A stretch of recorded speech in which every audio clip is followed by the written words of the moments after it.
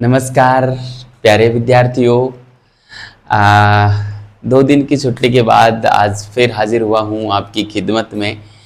दरअसल राजस्थान इतिहास पे जो पुस्तक लेखन कार्य चल रहा था, जैसा कि मैंने आपको पहले भी बताया, बस उसको अंतिम रूप देने में बिजी थे, इसलिए क्लासें नहीं ले पाए। कुछ आपका पेपर भी बनाना था, तो अकेला आदमी क्या क्या करे, पेपर बनाए या पुस्तक लेखन कार्य संभाले या फिर क्लासें ले। उसके अलावा कुछ व्यक्तिगत काम भी रहते हैं, वो भी करे, तो बिजी हो ही जाता हूँ, इसलिए छुट्टियाँ हो जाती हैं। अभी भी सामने एक बड़ा त्यौहार आ रहा है पूर्णिमा का, क्योंकि आपको तो पता ही है मैं पूर्णिमा बड़े अच्छी तरीके से मनाता हूँ। अच्छे का मतलब है कि दिल से, रुचि से मनाता हूँ। बाकी के कोई त्योहारों से इतना ज़्यादा मतलब है नहीं मेरा, इसलिए पूर्णिमा को थोड़ा सा डिस्टरबेंस होगा। संभवतः एक दिन पहले भी छुट्टी करनी पड़ जाए। पूर्णिमा की तो रहेगी रहेगी, है ना। लेकिन पूर्णिमा के बाद आपको कंटिन्यू क्लासें मिलेंगी, यहाँ तक कि संभव रहा तो संडे को भी क्लास रहेगी। और वही जो हमने पहले शुरुआत की थी उसी हिसाब से और उसी गति से हम रोज़ की 2 क्लासें लगभग आपको देंगे ही देंगे, है ना। लगभग क्या देंगे, बिल्कुल श्योर है, लेकिन संडे को भी देंगे। बाकी 6 दिन तो मिलेंगी मिलेंगी आपको ना, इसलिए आप निश्चिंत रहना, संपूर्ण पाठ्यक्रम हम पढ़ेंगे। और चलो आज की क्लास हम शुरुआत करते हैं महाराणा उदय सिंह से, है ना। हमने पिछले क्लास में विक्रमादित्य को पढ़ लिया था, आज हम पढ़ेंगे महाराणा उदय सिंह, है ना। महाराणा उदय सिंह। अब देखो इनके शासनकाल के संबंध में और कई दिक्कतें आती हैं, लेकिन हम 1540 से 1572 ईस्वी ही लिखेंगे, ठीक है। क्योंकि 1540 में मावली का जो युद्ध था, उस युद्ध के बाद शासन सत्ता जो है पूर्ण रूप से उदय सिंह के पास में आई थी। वैसे तो 1536 में ही, और विक्रमादित्य की हत्या जब बनवीर ने की तो उसके बाद पन्नाधाय उदय सिंह को चित्तौड़गढ़ दुर्ग से और कुंभलगढ़ दुर्ग में ले गई।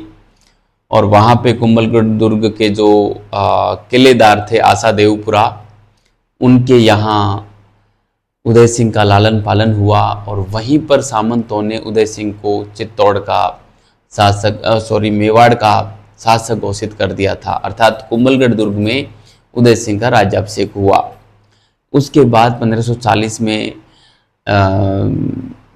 मावली का जो युद्ध हुआ था, उस युद्ध में उदय सिंह मारवाड़ के शासक मालदेव व पाली के अखेराज सोनाग्रा की सहायता से बनवीर को मारता है और चित्तौड़ पर पुनः अधिकार करता है।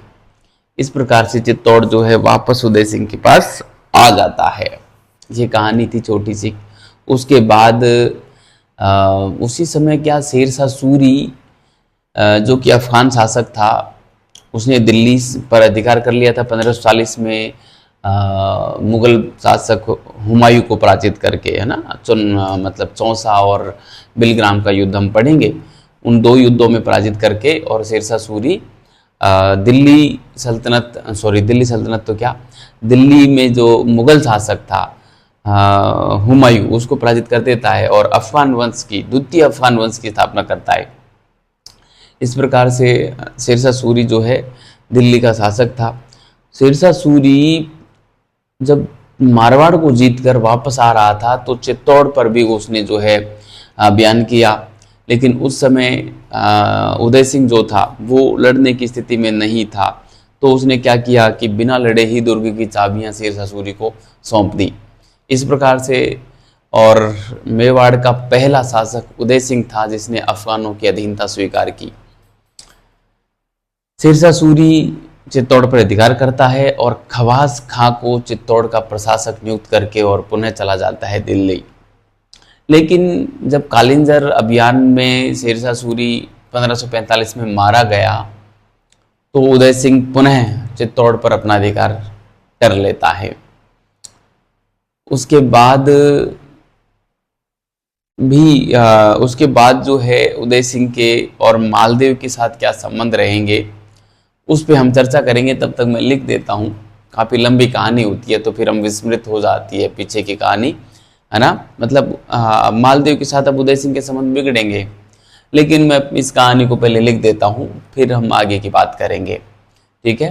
तो आपको ये कहानी समझ में आ रही होगी, पूरी अच्छी भी लग रही होगी, क्योंकि मेवाड़ के महाराणाओं का इतिहास पढ़ने में हम ऐसा लगता है कि मतलब यदि मेवाड़ के महाराणाओं का इतिहास यदि हम नहीं पढ़ें तो संपूर्ण भारत का इतिहास फीका नज़र आता है ना। तो अपने आप में अद्भुत इतिहास है। पन्ना धाय का इतिहास हमने पढ़ा, वास्तव में रोंगटे खड़े कर देने वाली कहानी, गजब की कहानी है ना। चलो मैं यहाँ पे लिखता हूँ, बनवीर के डर से, ऐसे लिखूंगा मैं, बनवीर के डर से, बनवीर के डर से पन्ना धाय उदय सिंह को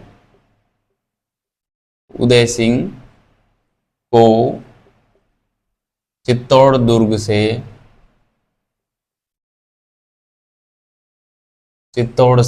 कुंभलगढ़ ले आती है। कुंभलगढ़ ले आती है,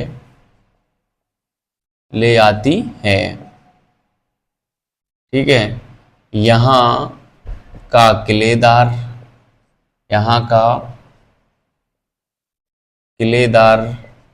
कौन था? आसा देवपुरा। यहाँ का किलेदार आसा देवपुरा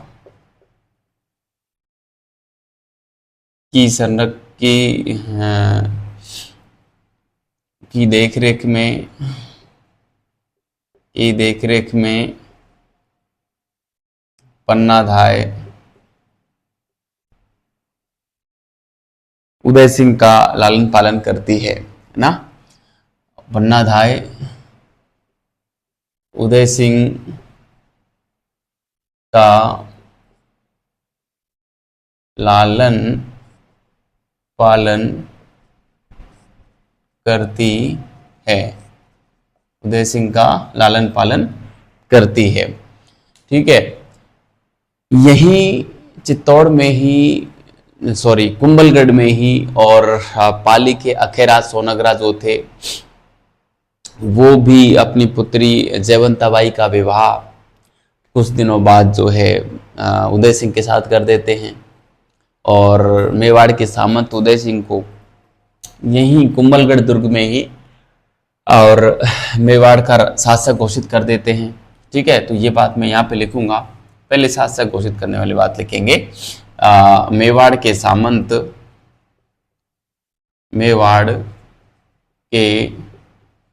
सामंत उदय सिंह को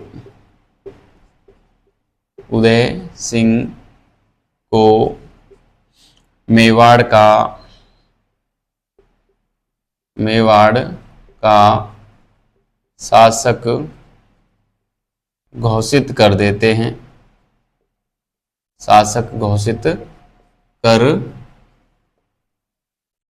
हैं, तथा कुंभलगढ़ दुर्ग में ही कुंभलगढ़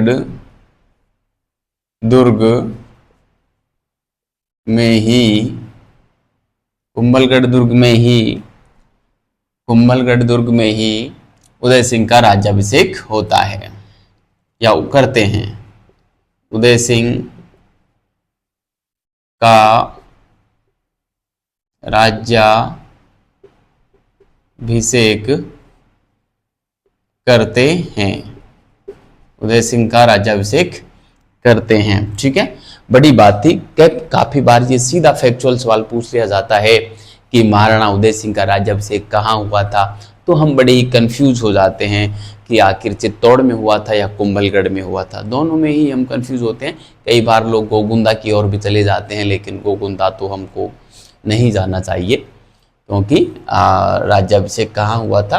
कुंभलगढ़ दुर्ग में ही हुआ था, ठीक है। आगे एक बात मैं लिखता हूँ यहाँ पे, पाली के पाली के अखेराज सोनगरा, पाली के अखेराज सोनगरा ने अपनी पुत्री जयवंताबाई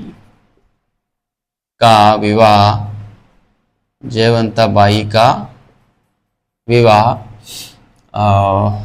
उदय सिंह के साथ किया, उदय सिंह के साथ कर दिया, जिससे उदय सिंह के साथ कर दिया, जिससे 1540 ईस्वी में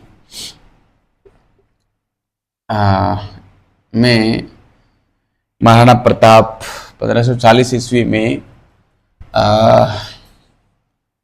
1540 ईस्वी में महाराणा प्रताप का जन्म हुआ, है ना।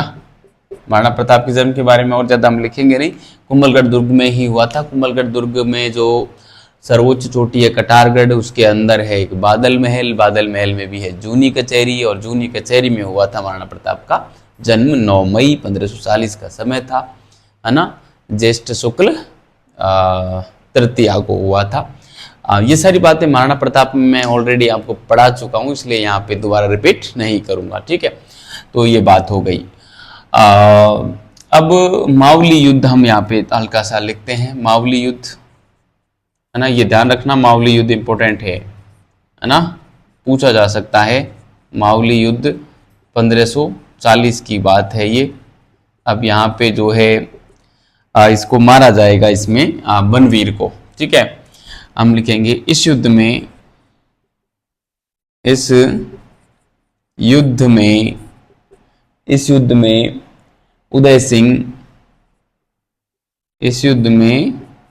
उदय सिंह मालदेव, ये मारवाड़ के थे ना, मालदेव, मैं यहाँ पे ब्रैकेट में डाल देता हूँ, मारवाड़ शासक, ठीक है।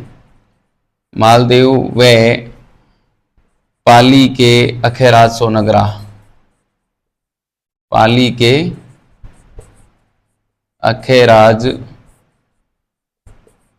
सोनगरा की सहायता से, अखेराज सोनगरा की सहायता से, अखेराज सोनगरा की सहायता से बनवीर को मारकर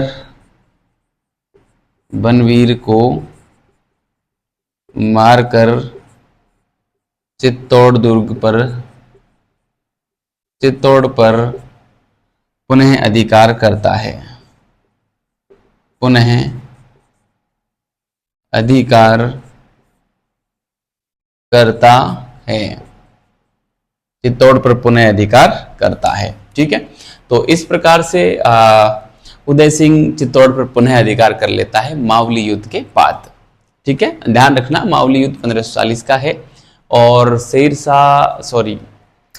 मारवाड़ का जो शासक है मालदेव, वो देखो लगातार सहायता कर रहा है मेवाड़ के महाराणाओं की, लेकिन आगे मेवाड़ के महाराणा मालदेव की सहायता नहीं करेंगे, और जिसकी वजह से दोनों के बीच में एक खलल पैदा होगा, एक दरार पैदा होगी, और उदय सिंह को एक युद्ध में हारना पड़ेगा इसी मालदेव की वजह से। 1557 का जो हरमाड़ा का युद्ध होगा उसमें आएंगे अभी मैं शेरशाह सूरी वाली घटना जो मैंने अभी बोल के सुनाई वो मैं लिख देता हूँ यहाँ पे, फिर हम आगे की बात करेंगे, ठीक है। ये बनवीर है ना, देखो अब मैं यहाँ पे हेडिंग डाल देता हूँ उदय सिंह व शेरशाह सूरी, ठीक है। एक छोटी सी हेडिंग डाल देते हैं हम, उदय सिंह व शेरशाह सूरी, ठीक है। शेरशाह सूरी कौन था ये बताने की आवश्यकता नहीं है, ये अफगान सरदार था, और इसने मुगल बादशाह हुमायूं को पराजित करके और दिल्ली पर अधिकार स्थापित कर लिया था 1540 में बिलग्राम युद्ध के बाद। और अब ये दिल्ली का शासक था। इसने क्या किया था 1544 में, आपको पता ही होगा, ग्रीष्मेल के युद्ध में, या जिसको जैतारण का युद्ध भी बोलते हैं, है ना, उस युद्ध में मारवाड़ के शासक मालदेव, ये वाले मालदेव, इसको पराजित किया था।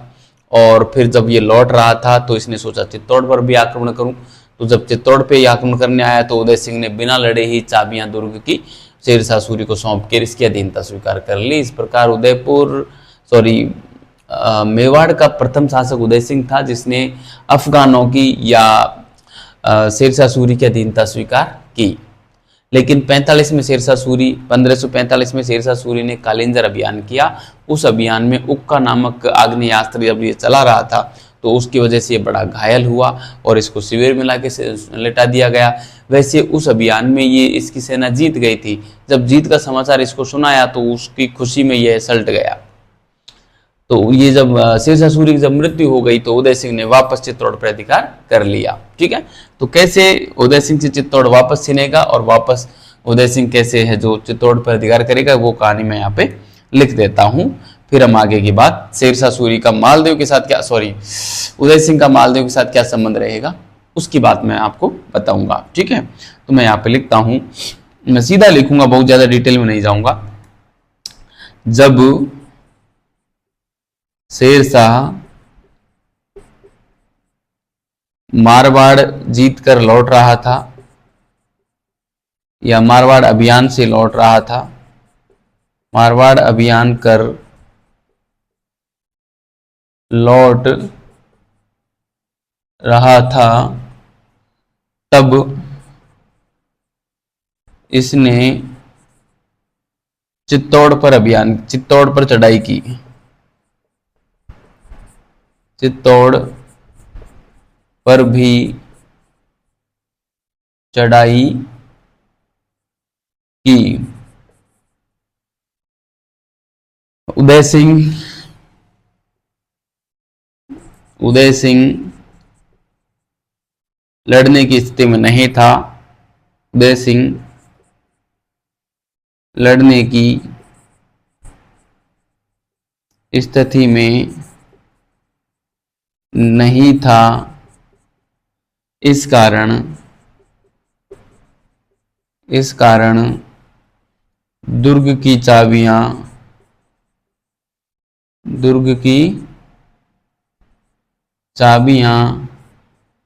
बिना लड़े शेरशाह को सौंपकर अधीनता स्वीकार कर ली। अधीनता स्वीकार की। ठीक है, अधीनता स्वीकार की। इस प्रकार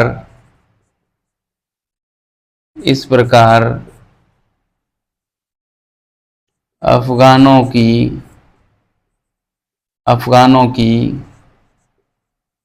अधीनता स्वीकारने वाला पहला मेवाड़ शासक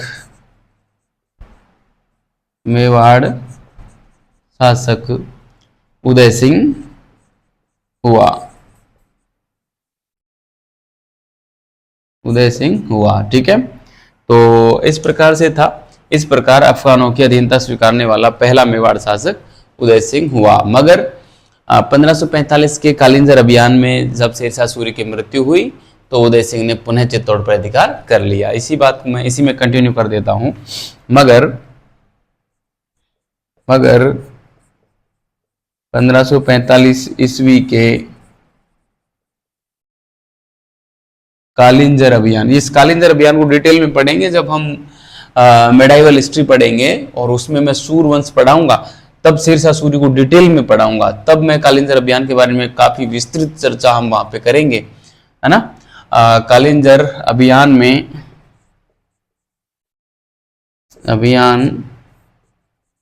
में शेरशाह की मृत्यु के बाद, शेरशाह की मृत्यु के बाद उदय सिंह ने चित्तौड़ पर पुनः अधिकार कर लिया,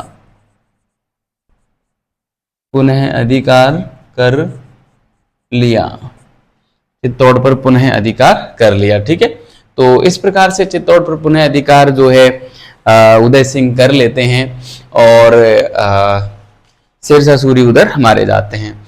अब हम उदय सिंह का और मालदेव के साथ क्या संबंध था वो हम पढ़ेंगे। मैं इसको मिटा ही देता हूं और हम बात करते हैं अगली स्लाइड पे आके। ठीक है, आप इसको उतारें और मैं जो है इसको मिटा देता हूं। ठीक है, वैसे पूरी कहानी आपको अच्छे से समझ में आ रही होगी क्योंकि मैं प्रत्येक फैक्ट को और एक दूसरे से कनेक्ट करते हुए ही आगे बढ़ रहा हूं, तो आपको किसी प्रकार की कोई समस्या यहाँ पे नहीं आ रही होगी। ठीक है, तो आप इसको अच्छे से पढ़ते रहें। नोट्स गजब के बनाए विद्यार्थियों, क्योंकि ये नोट्स बार बार नहीं बनाए जाते, एक ही बार बनाए जाते हैं। और मैं जितना डिटेल में आपको करवा रहा हूँ ना, उतना आपको किसी भी कोचिंग संस्थान में आप 8-10 हज़ार रुपये खर्च करने के बावजूद भी आपको नहीं मिलेगा, ये ध्यान रखना। ठीक है, तो आप अच्छे से इसको तैयार करते जाएं और नोट्स बनाते जाएं। ठीक है, अब मैं एक हेडिंग डालता हूं, उदय सिंह व मालदेव, है ना, उदय सिंह व मालदेव। ठीक है, देखिए विद्यार्थियों, मालदेव ने उदय सिंह की कई बार सहायता की, लेकिन जब शेरशाह सूरी ने मालदेव पर आक्रमण किया तो उदय सिंह ने मालदेव की कोई सहायता नहीं की। इस वजह से भी उदय सिंह और मालदेव के बीच में दूरियां बढ़ गई थी। और एक कारण और था, हरमाड़ा का युद्ध जब हुआ 1557 में, तो उस समय भी जो है अजमेर का सूबेदार था हाजी खां, वो एक नवरंग राय नामक कोई मतलब एक दासी थी जो दिल्ली से लाई गई थी, उसको लेकर और ये झगड़ बैठे।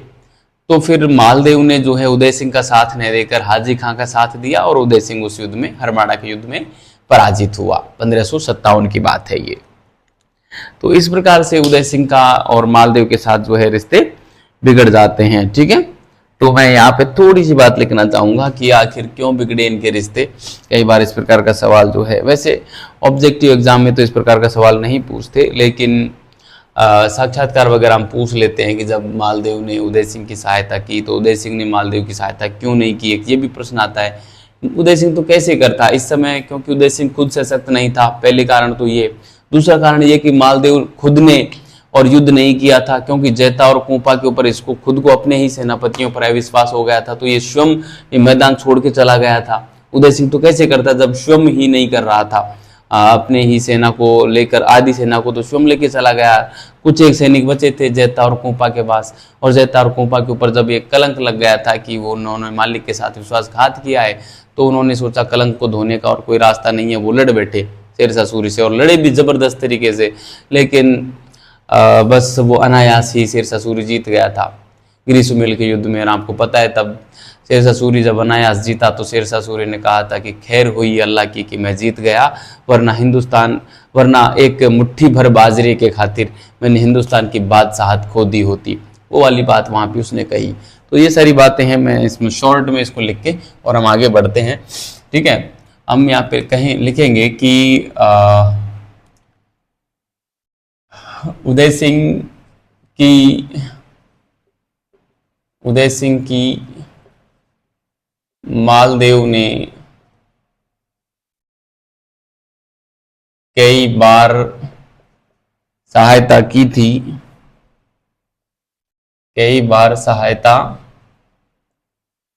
थी, मगर उदय सिंह, ने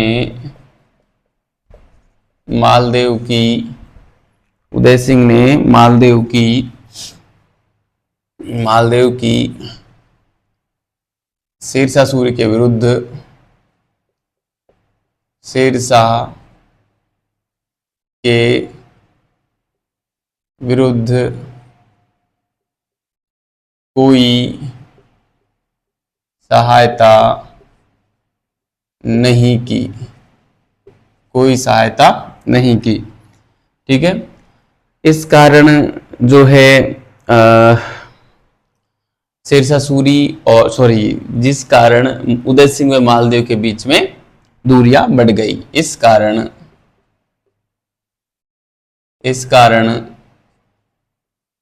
उदय सिंह व मालदेव के मध्य दूरियां बढ़ गई थी, बढ़ गई। ठीक है, एक बात हो गई है। अब देखो इन दूरियों के बढ़ने के कारण हुआ क्या कि हरमाड़ा का जो युद्ध हुआ, उस हरमाड़ा के युद्ध में मालदेव ने उदय सिंह की सहायता न करके अजमेर के जो सूबेदार थे हाजी खां, उसकी सहायता की, है ना। अब मैं यहाँ पे हेडिंग डालूंगा हरमाड़ा का युद्ध, है ना, हरमाड़ा का युद्ध। ये युद्ध इंपॉर्टेंट है, ध्यान रखना, पूछते हैं। ये हुआ था 1557 ईस्वी में, है ना, 1557 ईस्वी में ये युद्ध हुआ था। इंपॉर्टेंट लगा देना इसको, और पूछा जा सकता है ना, वेरी इंपॉर्टेंट लगाना। दरअसल हुआ ये था कि नवरंग राय नामक दासी हाजी खां, जो अजमेर का सूबेदार था, वो दिल्ली से लाया था, और उसको लेकर हाजी खां और उदय सिंह के बीच में झगड़ा हुआ, जिसमें मालदेव ने हाजी खां की सहायता की तो उदय सिंह पराजित हुआ। इतना ही लिखना है इसमें, हम ज़्यादा डिटेल में जाएंगे नहीं। ठीक है, हम यहाँ पे लिखेंगे कि नवरंग राय नामक दासी को लेकर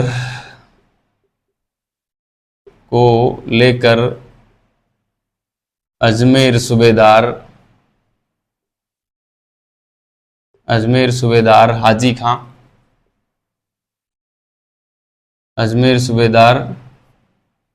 हाजी खां व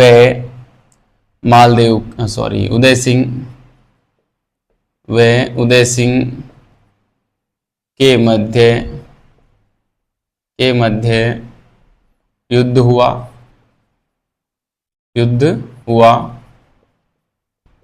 जिसमें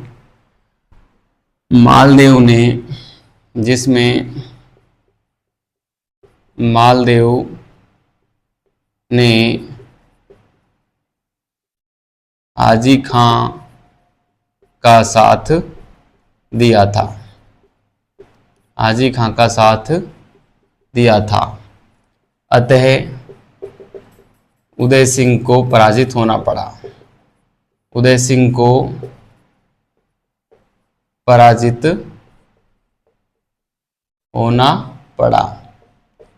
ठीक है, उदय सिंह पराजित हो गया ना। ये दिल्ली से लाई गई थी विद्यार्थियों, है ना, दिल्ली से लाई गई थी।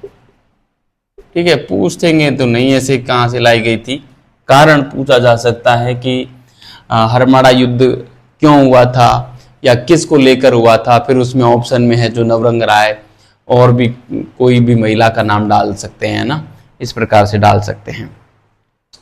तो ये था मालदेव के साथ में उदय सिंह का संबंध, जो कि यहाँ पे पूरा होता है। इसके बाद अब अकबर के साथ संबंध चलेगा, अकबर से झगड़ा होगा। किसका? उदय सिंह का। क्यों होगा? कारण तो ये था कि वैसे तो महत्वाकांक्षी था अकबर, और अपना साम्राज्य विस्तार चाहता था, और अकबर नहीं चाहता था कि उदय सिंह स्वतंत्र रहे। और मेवाड़ इतनी जो विशाल रियासत थी, और अपना सामरिक महत्व था, युद्ध का महत्व था, भौगोलिक महत्व था, व्यापारिक महत्व था मेवाड़ का। इन सब कारणों के चलते अकबर मेवाड़ पर अधिकार करना चाहता था। इसके अलावा जो प्रमुख कारण थे वो ये थे कि अकबर के विद्रोही थे जो अकबर से बचकर भागे थे, जैसे मेड़ता का तो जैमल मेड़तिया अकबर से पराजित हुआ और शरण ली उसने भाग के उदय सिंह के पास। उदय सिंह ने उसको शरण दे दी, तो इस वजह से अकबर नाराज था कि मेरे दुश्मन को शरण दी। दूसरी, मालवा का भी शासक था बाज बहादुर, उसको भी उदय सिंह ने शरण दी। तो इस वजह से अकबर ने उदय सिंह के ऊपर आक्रमण किया 1567-68 में। जब आक्रमण किया तो उदय सिंह वही लड़ने की स्थिति में मूल रूप से था नहीं। उदय सिंह जो है गोगुंदा की ओर चला गया, चित्तौड़ किले का भार जैमल व पत्ता सिसोदिया को सौंपकर, जैमल मेड़तिया व पत्ता सिसोदिया को सौंपकर अकबर ने चढ़ाई की चित्तौड़ पे और चित्तौड़ पर अधिकार कर लिया। जैमल मेड़तिया, पत्ता सिसोदिया, कल्ला राठौड़ ये वीर गति से वीरों की भांति लड़े अकबर की सेना से और वीर गति को प्राप्त हुए। पत्ता की पत्नी फूल कंवर ने यहाँ पे जौहर किया और पत्ता सिसोदिया और जैमल मेड़तिया ने केसरिया किया। इस प्रकार से चित्तौड़ का तीसरा साका यहाँ पे हुआ। अंततः चित्तौड़ पे अधिकार अकबर का हो गया। तो ये कहानी थी विद्यार्थियों यहाँ से उदय सिंह का अकबर के साथ संबंध की, वो हम यहाँ पे लिख लेते हैं। और उसके बाद जो है उदय सिंह के हाथ से छिन जाएगा चित्तौड़, उदय सिंह राजधानी बनाएगा गोगुंदा को और गोगुंदा में ही 28 फरवरी 1572 को होली के दिन उदय सिंह की मृत्यु हो जाती है। शासन सत्ता उदय सिंह से सीधा प्रताप के हाथों में चली जाती है। वैसे उदय सिंह ने अपना उत्तराधिकारी जगमाल को चुना था जो कि उसका ज्येष्ठ पुत्र नहीं था, लेकिन मेवाड़ के सामंतों ने जगमाल को अपना शासक स्वीकार नहीं करके और महाराणा प्रताप को अपना शासक स्वीकार किया, जिसे राजमहल की मौन क्रांति के नाम से भी जाना जाता है। उससे आगे की कहानी महाराणा प्रताप वाली क्लास में मैंने आपको डिटेल से पढ़ा रखी है। 3 घंटे की क्लास ली थी महाराणा प्रताप पे, 3 क्लासें हुई थी, तो वो आप वहाँ पे देखना, ठीक है। तो ये जो कहानी मैंने सुनाई है उसको मैं लिख देता हूँ और फिर आज की क्लास को हम यहीं पे पूरा करेंगे और उसके बाद हम जो है आगे की क्लास में पढ़ेंगे, ठीक है। तो मैं यहाँ पे एक बात और लिखना चाहूँगा। 1559 में उदय सिंह ने उदय सागर झील बनवाई थी और जो है उदयपुर शहर भी बसाया था। वो बात एक मैं नोट डाल के यहाँ पे लिख देता हूँ, नोट डाल के मैं यहाँ पे लिख देता हूँ नोट। 1559 ईस्वी में उदय सिंह ने 1559 ईस्वी में उदय सिंह ने उदयपुर शहर व उदय सागर झील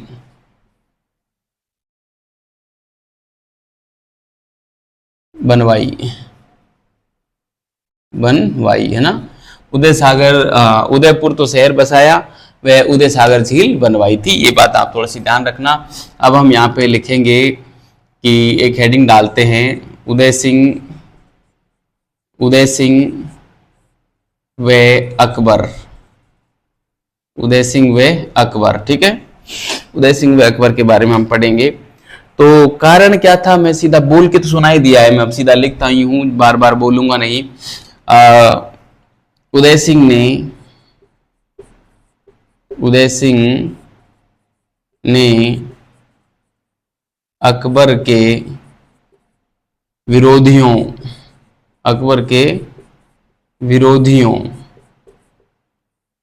कौन कौन थे विरोधी? मेड़ता का जैमल मेड़तिया, मेड़ता का जैमल मेड़तिया तथा मालवा का बाज बहादुर, मालवा का बाज बहादुर, ठीक है। बड़ा ही संगीतकार था बाज बहादुर और इसकी पत्नी रूपमती भी बड़ी संगीतकार थी, है ना। ये खुद भी संगीतज्ञ थे और संगीतकारों के आश्रयदाता भी थे, है ना। तो उदय सिंह ने अकबर के विरोधियों यानी इन दोनों को शरण दी थी, विरोधियों को शरण दी। इस कारण अकबर ने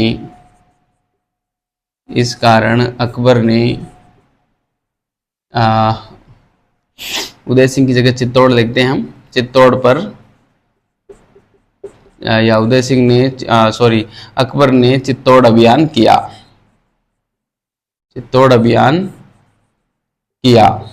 ठीक है। अब वही उदय सिंह गोगुंदा की ओर चले गए और किले का भार जयमल व पत्ता के ऊपर सौंप गए, ठीक है।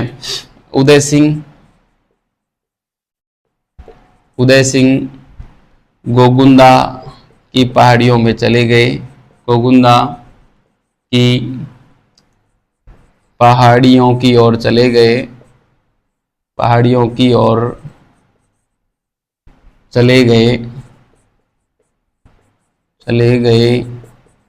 तथा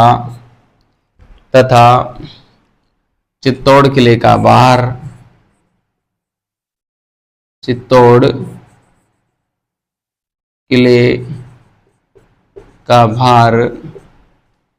जयमल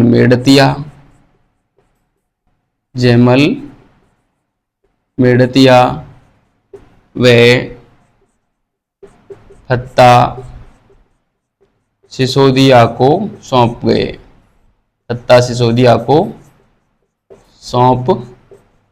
गए, ठीक है। जयमल मेड़तिया और पत्ता सिसोदिया को सौंप गए। कहते हैं कि जयमल और मेड़तिया दोनों ने बड़े ही वीरों की भांति अकबर की सेना से मुकाबला किया। पहले तो मतलब किले के द्वार बंद कर लिए और कहते हैं एक दिन रात में, और जयमल जब चित्तौड़ दुर्ग की दीवार की मरम्मत करवा रहा था तो अकबर की संग्राम नामक बंदूक की गोली जयमल के घुटने पे लगी।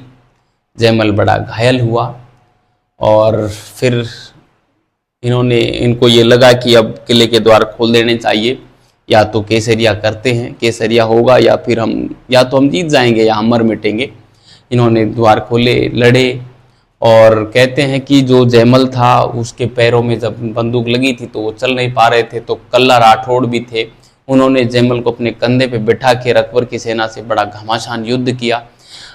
कल्ला भी अपने दोनों हाथों से तलवार चला रहा था और इधर जयमल भी है जो दोनों हाथों से तलवार चला रहा था। वो चिलचिलाती धूप जिसमें कुछ दिखाई नहीं दे रहा था, तो अकबर को दिखाई दिया कि ये चार हाथों वाला आखिर व्यक्ति कौन है जो इतनी भयंकर तरीके से और युद्ध कर रहा है, इतनी ज़बरदस्त तरीके से चारों हाथों से तलवार चला रहा है। तो वहाँ पे कल्ला राठौड़ को और अकबर ने चार हाथों वाले देवता कहा था। इस प्रकार से हम कल्ला राठौड़ को चार हाथों वाले देवता के नाम से भी जानते हैं।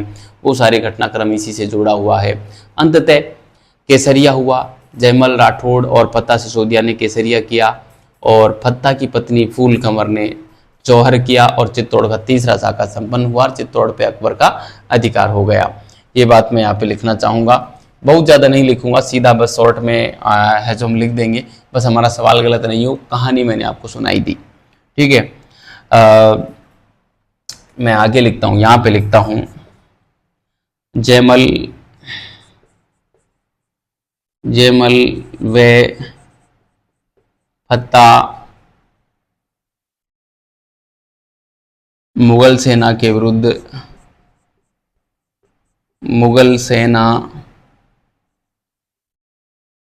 का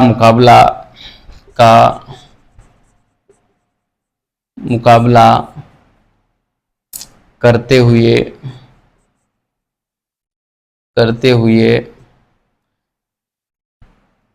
शहीद हो जाते हैं,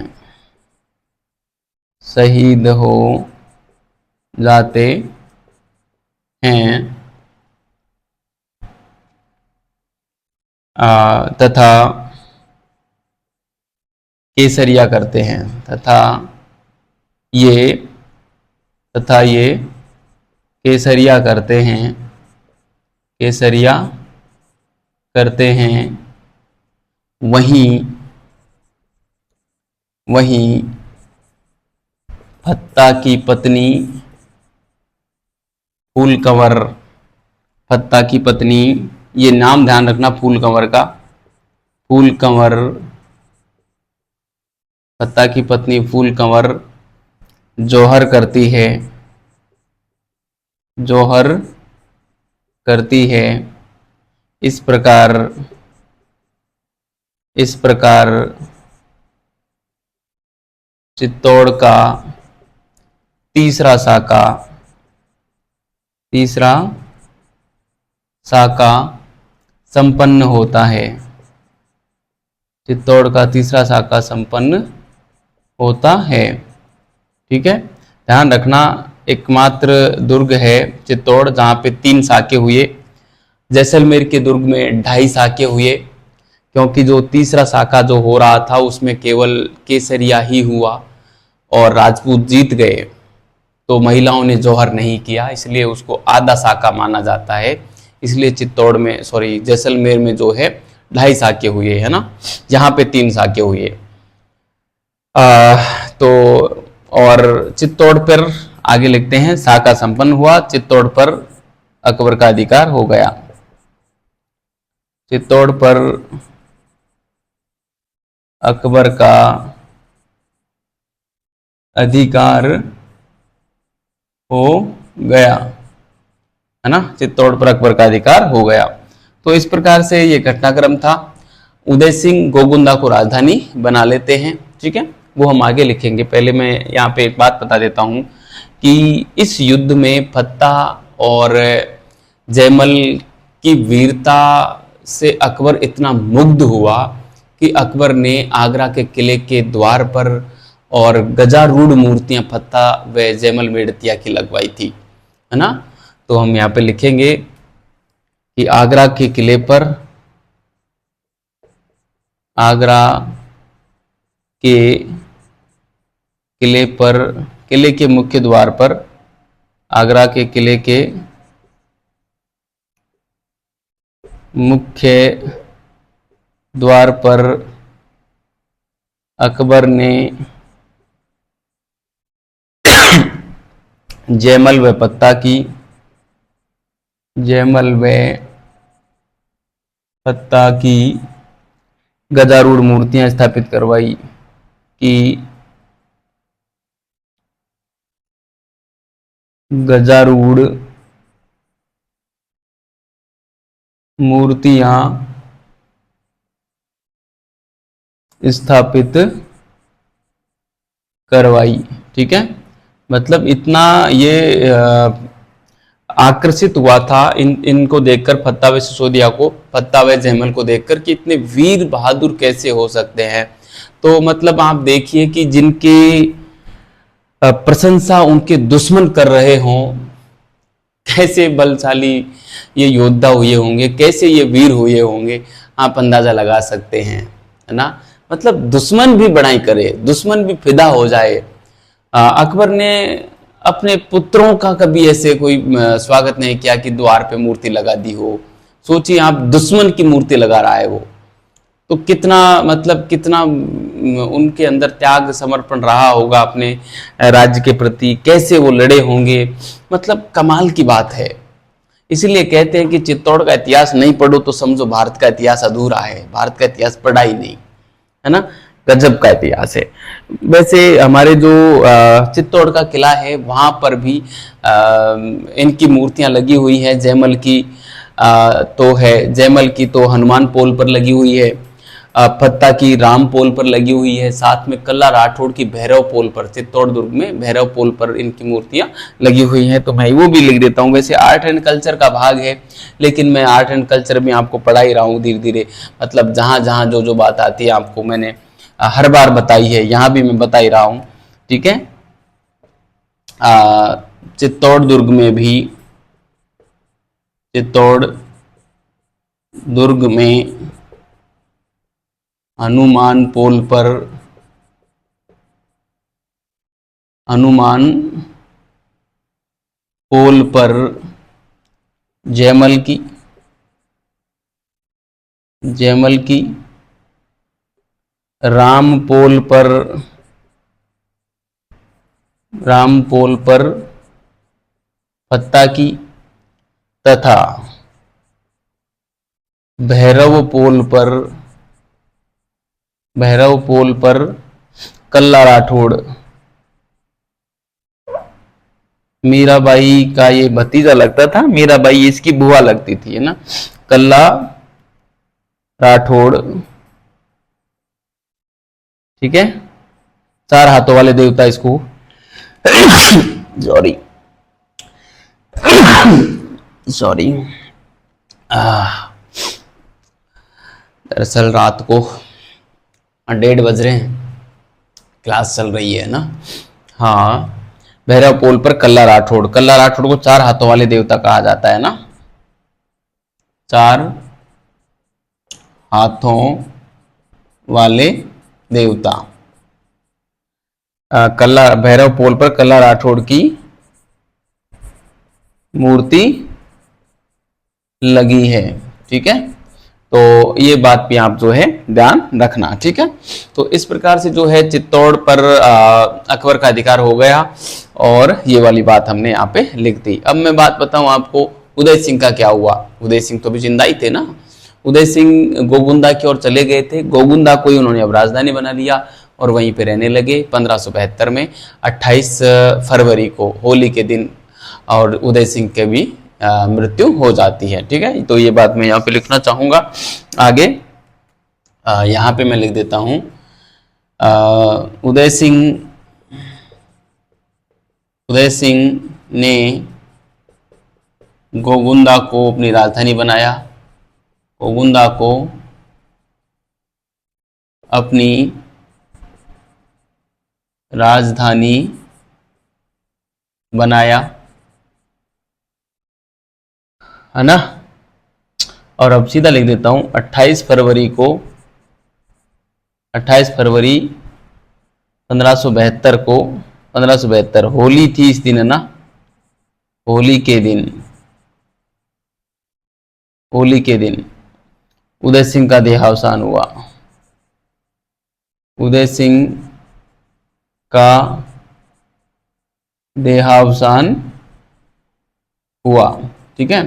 तो इस प्रकार से उदय सिंह का देहावसान हो जाता है 28 फरवरी 1572 को होली के दिन, और इसी दिन महाराणा प्रताप का राज्याभिषेक होता है। लेकिन एक बात मैं बताऊं, यहाँ पे राजमहल की मौन क्रांति के नाम से जाना जाता है महाराणा प्रताप का राज्याभिषेक। क्यों इसमें उदय सिंह ने जो है अपने ज्येष्ठ पुत्र महाराणा प्रताप के स्थान पर जगमाल को और जो है शासक बना दिया था।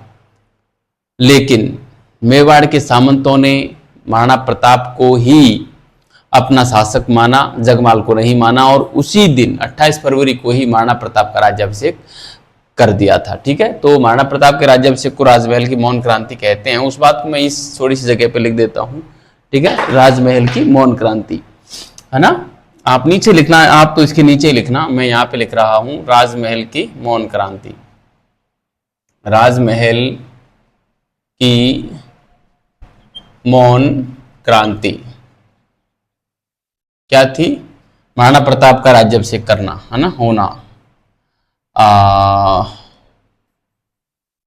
महाराणा प्रताप का राज्याभिषेक,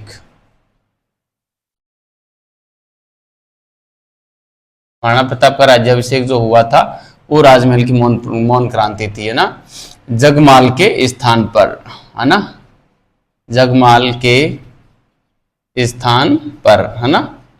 तो अब ये जगमाल रूठ कर कहां चला जाएगा? अकबर की शरण में चला जाएगा। अकबर इसको जहाजपुर की जागीर देगा, है ना। तो इस प्रकार की घटना है। पूछते हैं कई बार जगमाल को कौन सी जागीर दी थी, तो जहाजपुर की जागीर दी थी अकबर ने, है ना।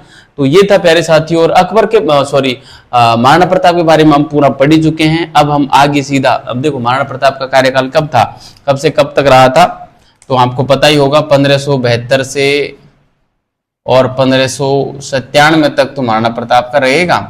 और महाराणा प्रताप से आगे का जो है हम पढ़ेंगे अब, है ना। 72 तक उदय सिंह, 72 से 97 तक प्रताप, और प्रताप के पुत्र आएंगे महाराणा अमर सिंह 1597 से, और 1620 तक अमर सिंह रहेंगे। 1620 से 1628 तक अमर सिंह के बेटे कर्ण सिंह रहेंगे। 28 से 52 तक फिर जगत सिंह रहेंगे। 52 से 80 तक फिर महाराणा राज सिंह आ जाएंगे, जिनका औरंगजेब के साथ काफी संघर्ष होगा। राज सिंह के बाद फिर जय सिंह आ जाएंगे, है ना। और फिर हम आगे का बाद में पढ़ेंगे, अगली क्लास में पढ़ेंगे। तब तक और बता देंगे। आप मस्त रहिए और अच्छे रहिए और पढ़ते रहिए।